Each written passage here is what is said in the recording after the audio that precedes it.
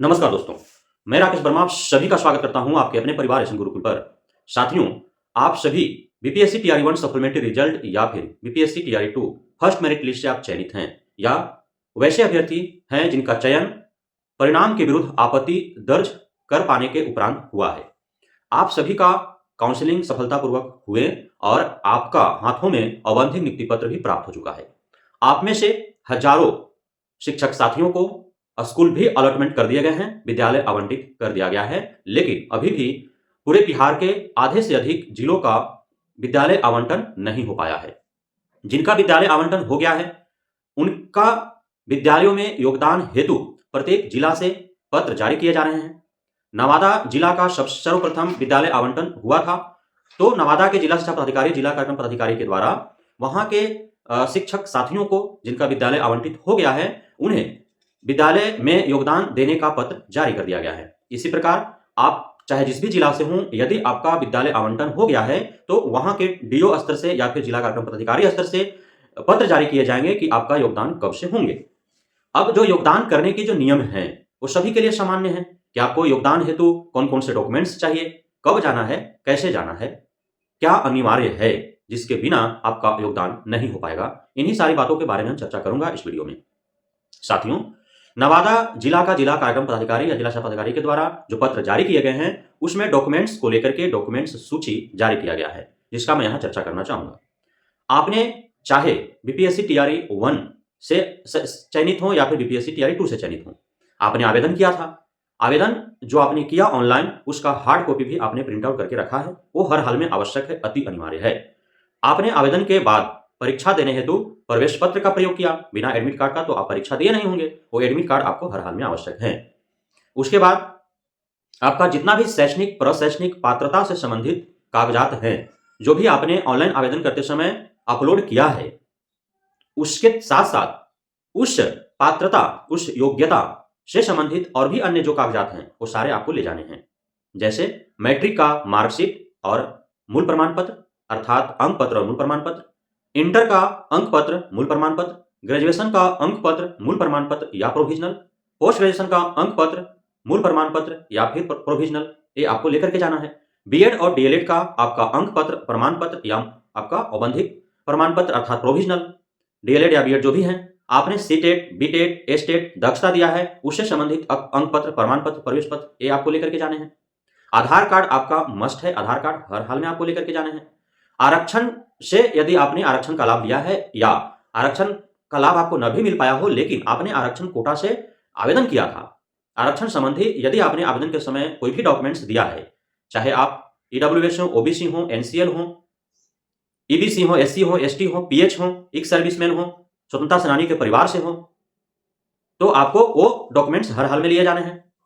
साथ ही आप यदि पूर्व से कार्यरत शिक्षक हैं नियोजन के तौर पे, अनुकंपा के आधार पर या जैसे भी, तो उससे संबंधित आपको प्रमाण पत्र ले जाके जाने हैं। साथ ही चूंकि आप मूल विद्यालय छोड़ करके नए विद्यालय में योगदान देने हेतु जा रहे हैं, तो पूर्व के आप विद्यालय से 3 कागजात आपको अति अनिवार्य है। एक नोडी सर्टिफिकेट यानी कि बकाया रहित प्रमाण पत्र, दूसरा आपका नो ऑब्जेक्शन सर्टिफिकेट, अनापत्ति प्रमाण पत्र, और तीसरा आपका विरमण या त्यागपत्र।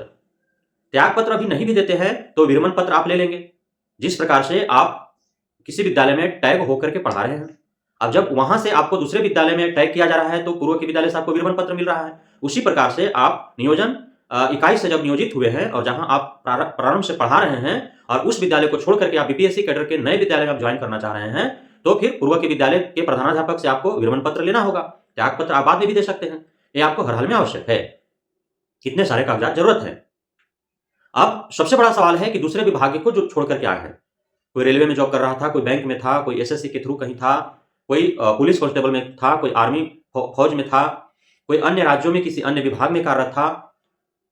अब वह उसका चयन जो है वह यहाँ बीपीएससी टीआरई के जरिए हो गया है बिहार शिक्षक भर्ती में। अब उस पुराने वाले अपने नौकरी को छोड़ करके और नया नौकरी शिक्षक के रूप में ज्वाइन करना चाहते हैं, तो अभी उनको कौन से कागजात चाहिए? तो अभी उन्हें किसी भी कागजात के लिए कोई स्पष्ट दिशा निर्देश नहीं दिया गया है, लेकिन आपको त्यागपत्र तो हर हाल में देने होंगे, पूर्व में आप जहां भी कार्यरत रहे हों। यदि आप त्यागपत्र नहीं देंगे तो वहां का जो प्रान नंबर है वो आपका शिक्षा विभाग में शिफ्ट कैसे होगा? क्योंकि किसी अन्य विभाग में आप थे तो वहां का प्रान नंबर पे आपका वेतन आता होगा। अब वह प्राण नंबर शिक्षा विभाग में जब तक शिफ्ट नहीं होंगे तब तक यहाँ का लाभ आपको नहीं मिल पाएगा, वेतन आदि नहीं मिल पाएंगे। तो त्यागपत्र तो हर हाल में आपको देना ही है। तो वहां से भी आपको एनओसी लेना होगा, नो ऑब्जेक्शन, नो ड्यूज, और आपका रिजाइनेशन लेटर आपको देने होंगे। लेकिन मैं एक बात कहना चाहूंगा, आप सभी वैसे हमारे साथीगण जो अब शिक्षक बन चुके हैं, पूर्व में किसी अन्य नौकरी या पेशा में संलग्न थे, किसी भी सरकारी जॉब या सरकारी संस्था में थे, कार्यरत थे, यदि वे त्यागपत्र वहां देते हैं तो त्यागपत्र यदि संभव हो पाए और तो आप जो है टेम्पररी रिजाइनेशन लेटर दें, परमानेंट रिजाइनेशन लेटर मत दें। हो सकता है आप उस विभाग को छोड़ करके शिक्षा विभाग में शिक्षक के रूप में आप ज्वाइन करते हो, लेकिन यहाँ पे जो आपका विद्यालय आवंटित किया जाता है वहां का जॉब लोकेशन आपको पसंद ना आए, वहां का स्थिति परिस्थिति हालात आपको पसंद ना आए, आपको लगे कुछ दिन यहाँ जॉब करने के बाद कि पूर्व के जॉब में ही आप खुश थे, बेहतर था वो, तो आप स्वतंत्र रह सके यहाँ से त्यागपत्र देकर के पुनः आप पूर्व के जॉब को ज्वाइन कर पाने में। इसलिए आप टेम्पररी त्यागपत्र दें यदि संभव हो, आपके विभाग में इस प्रकार का नियम हो तो। मैं आपसे आग्रह करना चाहूंगा आपके उज्जवल भविष्य के लिए कि आप स्वतंत्र रहें, आप बंदिश में न रहें कि वो भी छोड़ दिए और यहां भी आपको अच्छा नहीं लग रहा है, इसलिए ऐसा करना होगा। अब सवाल है, बहुत सारे ऐसे हमारे साथीगण हैं जिनका कहीं पे वो कार्यरत थे, लेकिन वो कार्यरत थे जो ठेकेदारी स्तर पर तो उनका बहाली होता है, संविदा पर जो बहाली होता है, जैसे आप ब्लॉक स्तर में देख रहे हैं संविदा पर, पंचायत स्तर में देख रहे हैं संविदा पर, या बहुत ऐसे जगह है जहां पे सरकारी कार्य जो है वो संविदा पर बहाल करके और लिया जाता है। तो अब उनके अंदर सवाल है कि क्या उन्हें भी त्यागपत्र देने पड़ेंगे? तो संविदा पर जो बहाल होते हैं उनका पेमेंट तो उनके खाते में डायरेक्ट आता है, प्राण नंबर शायद उनका जनरेट नहीं हुआ होगा। जैसे नियोजित शिक्षक जो है उनका प्राण नंबर तो जनरेट है नहीं, उनके अंदर प्राण नहीं है, इसलिए वो नियोजित हैं। और बीपीएससी कैडर के शिक्षकों के अंदर प्राण हो गया, इसलिए वो राजकर्मी है। जब वही सक्षमता परीक्षा नियोजित शिक्षा दे करके तो नियोजित शिक्षकों को जो सक्षमता परीक्षा दिया जा रहा है वो उनमें प्राण प्रतिष्ठा किया जा रहा है, प्राण डाला जा रहा है, प्राण हो जाएगा तो फिर वो भी राजकर्मी हो जाएंगे। तो उसी प्रकार से जो संविदा पर बहाल थे कहीं भी, तो 8-10 हज़ार 12 हज़ार पर जॉब कर रहे थे। अब शायद उनका प्राण नंबर जनरेट तो नहीं हुआ होगा, क्योंकि किसी निजी संस्थान जो है वो आउटसोर्सिंग कंपनी से, जैसे अभी शिक्षा विभाग में भी बीपीएम, डीपीएम, बीआरपी जो है वो बहाल किए जा रहे हैं, सफाई कर्मी, उसके साथ साथ जो रात्रि प्रहरी का, परिचारिका का, ये सब बहाल किए जा रहे हैं। तो अब वहां से वो सरकारी जॉब में जाएंगे तो वहां उनको जो है त्यागपत्र न देने की आवश्यकता पड़ेगी। लेकिन यदि आवश्यकता पड़े तो त्यागपत्र आपको वहां देने में बहुत बड़ी रॉकेट साइंस तो है नहीं, आप दे दें। वहां से भी एनओसी, आप वहां से रिजाइनेशन लेटर, वहां से भी आप जो है अनापत्ति प्रमाण पत्र और नो ड्यू सर्टिफिकेट वहां से भी प्राप्त कर लें, रिजाइनेशन लेटर दे दें और आकर के आप ज्वाइन कर लें। कोई बहुत बड़ी जो है विडंबना तो है नहीं कि, या दुविधा भी नहीं है कि वहां जहां आप संविदा पर बहाल हैं 8-10 हज़ार 12 हज़ार 15 हज़ार पर वहां से रिजाइनेशन लेटर देने में आपको बहुत बड़ी जो है समस्या का सामना करना पड़ रहा है, तो आप दे सकते हैं, उसके लिए आपको दुविधा में रहने की आवश्यकता नहीं है। उसके बाद आप जब योगदान कर लेंगे तो आपको जो है विद्यालय पदस्थापना प्रपत्र आपको मिल जाएंगे। योगदान करने हेतु जो है बीआरसी से आपका योगदान पत्र मिल जाएगा। आप उस योगदान पत्र को लेकर के आप विद्यालय में जाएंगे और वहां पे आप एक लेटर लिखेंगे विद्यालय में योगदान करने के संबंध में, और उसके जरिए आपको योगदान हो जाएगा। लेकिन आप ध्यान रखें कि योगदान आप जब ले रहे हैं विद्यालय में तो आप चाहे जिस भी समय जाए उस दिन आप दोपहर से पूर्व का समय डालें ताकि आपका वेतन उस दिन का बन जाए। अब पूर्व की अपेक्षा जो टीआरई 1 के फर्स्ट मेरिट लिस्ट के जरिए जिनका योगदान हुआ विद्यालयों में, उसके अपेक्षा इस बार का योगदान का प्रक्रिया में थोड़ा बदलाव देखने को मिलेंगे। तो बदलाव क्या है? तो आपका योगदान बीआरसी स्तर से स्वीकृत होगा।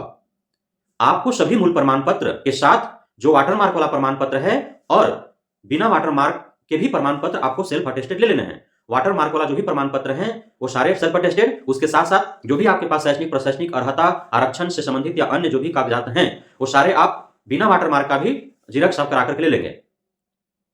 अब जो है उन सारे फोटोकॉपीज पर आपको सेल्फ अटेस्टेड कर देना है और मूल प्रमाण पत्र के साथ आपको योगदान देने जाएंगे तो प्रधानाध्यापक के समक्ष आपको उपस्थित होना है।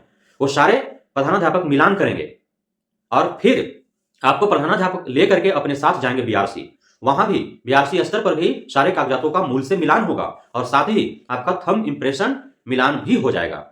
सारा चीज सही रहा, अर्थात आपका सभी डॉक्यूमेंट सही रहे और थंब इंप्रेशन मिलान आपका हो जाता है, एम आधार से आपका फोटो और नाम सही पाए जाते हैं, आपका आधार में कोई विशेष जो है बदलाव या सुधार नहीं होंगे जो संदेहास्पद हो, तभी आपको जो है स्वीकृत किया जाएगा और आपका योगदान जो है वो सफलतापूर्वक हो जाएंगे। पूर्व की भांति ऐसा नहीं कि आप योगदान लेने जाएं, एक आपने आवेदन लिखा और योगदान हो गए, बाद में कभी भी डॉक्यूमेंट्स जो है जमा कराए जा रहे हैं, जैसा कि शिक्षा विभाग के द्वारा निर्देश जारी किए गए हैं। तो योगदान के समय ही आपका थंब इंप्रेशन मिलान या एम आधार से जो भी वेरिफिकेशन चल रहे हैं वो सारे आपका होने के बाद ही आपका योगदान की स्वीकृति मिलेगी। सारे डॉक्यूमेंट्स आपको जांच हो जाएंगे, क्योंकि आप देख पा रहे हैं कि टीआरई 1 के जरिए जो बहाल हुए हैं उनका अब तक डॉक्यूमेंट्स जांच हो रहे हैं और अभी भी प्रत्येक दिन कहीं ना कहीं से 5, 6, 10, 12 जो है वो छट रहे हैं। कोई सीटेट फेल है, कोई डीएलएड बीएड फेल है, किसी का एस्टेट फेल है, तो कोई अन्य कारणों से वो छट रहे हैं डॉक्यूमेंट्स वेरिफिकेशन में।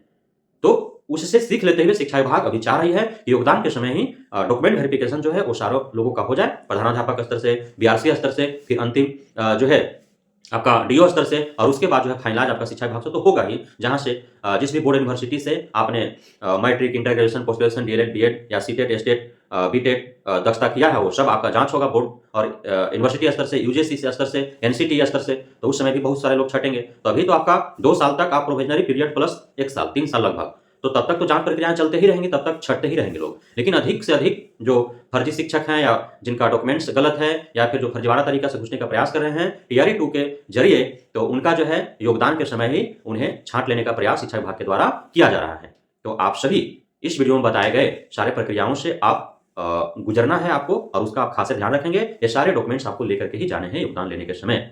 सभी को आपका जो ओरिएंटेशन लेटर है, ट्रेनिंग एनोटेशन लेटर, जो आपका प्रोविजनल जो अपॉइंटमेंट लेटर है, बंधिंग नियुक्ति पत्र, तदर्थ पत्र, वो भी सारे आपको ले जाने हैं।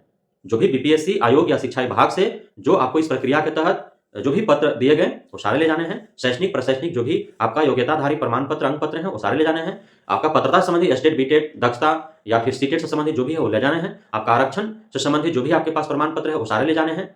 बिहार के हैं तो अस्थायी निवास प्रमाण पत्र आपने दिया होगा, सारे ले जाने हैं। उसके बाद आधार कार्ड आपको ले जाने हैं, और तब जाके आपको योगदान पत्र मिलेंगे, योगदान देंगे, फिर पदस्थापना प्रपत्र मिल जाएगा, और उसके बाद आपका जो है जांच होगा, थंब इंप्रेशन और सारे डॉक्यूमेंट्स का मूल से मिलान किया जाएगा। सब चीज सही रहा तो फिर आपका योगदान स्वीकृत की जाएगी और आप योगदान देकर के विद्यालय में पदस्थापित हो जाएंगे, पढ़ाना आरंभ कर देंगे।